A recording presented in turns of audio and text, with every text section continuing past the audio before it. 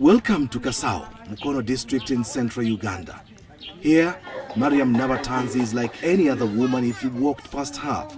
But get to her home and you may be forgiven for thinking this is the boarding section of a school. Nabatanzi is 39 years old and has mothered 44 children already. 38 are alive today. You heard right, 44 children, all delivered normally. Everything here is done massively with near military precision. 22 kilograms of maize or corn flour, 7 kilograms of beans, 2.5 kilograms of sugar. That's the daily feed for this humongous family. I lost count of how many breads they ate. I'm in the middle of a huge operation, feeding operation. It's like a military operation. Feeding bread and porridge, that is for breakfast, to 24 kids out of the 38. It's just unbelievable. I can't tell who is who. I just wonder how the mom does it. They've just finished now, just been serving bread and porridge. And some guys were coming back for a second take. Their mom could recognize and say, you just come for a double. But some would actually get away with it. It's quite an interesting, extraordinary family, I should say. Question is, how did this all begin for Nabatanzi? First, she was married off too young, aged 13, and started having children immediately. In my heart, I wish to have 6 children. I gave birth 4 times, and on each occasion, I had twins. 8 children were more than what I had bargained for. I went to hospital to ask the doctors to stop me from having babies. The doctors carried out tests and said it would be risking my life if they stopped me. I was too fertile to stop. I went back home and conceived quintuplets. 5 children at once and then 2 times more. With 23 kids, I thought it was too much and I went back to hospital, but the doctors said they couldn't stop me without risking death. I was pretty healthy, having natural births.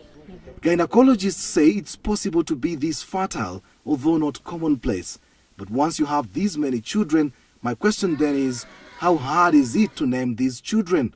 We both break into a bout of laughter. We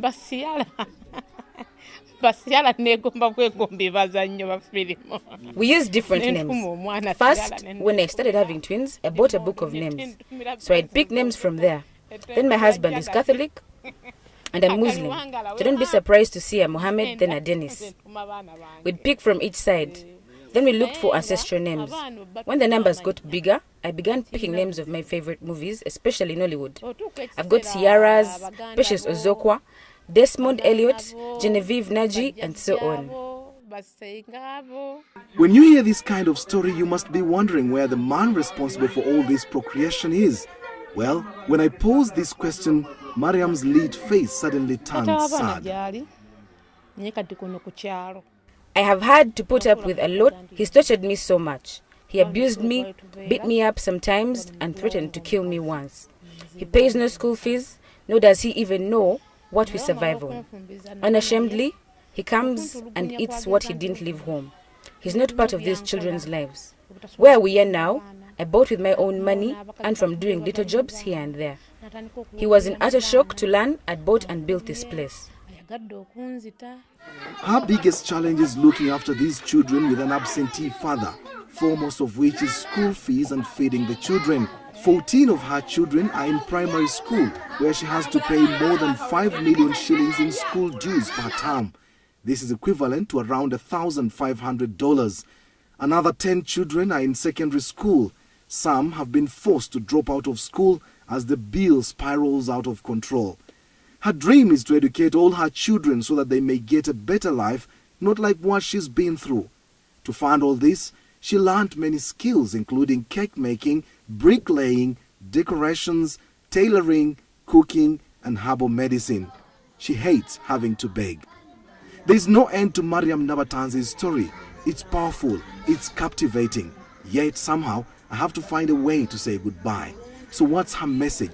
Abazadde abakyayina emitima egitunda abaana baabwe bakikomye. My message is mainly to parents. Stop selling your children through early marriages. We suffer too much while losing out on parental love that can never be recovered. Secondly, To the mothers, do not desert your children as you walk out of marriage. Whatever the case, stick to and with your children. I strongly feel that had my mother not left me, my father would not have married me off young.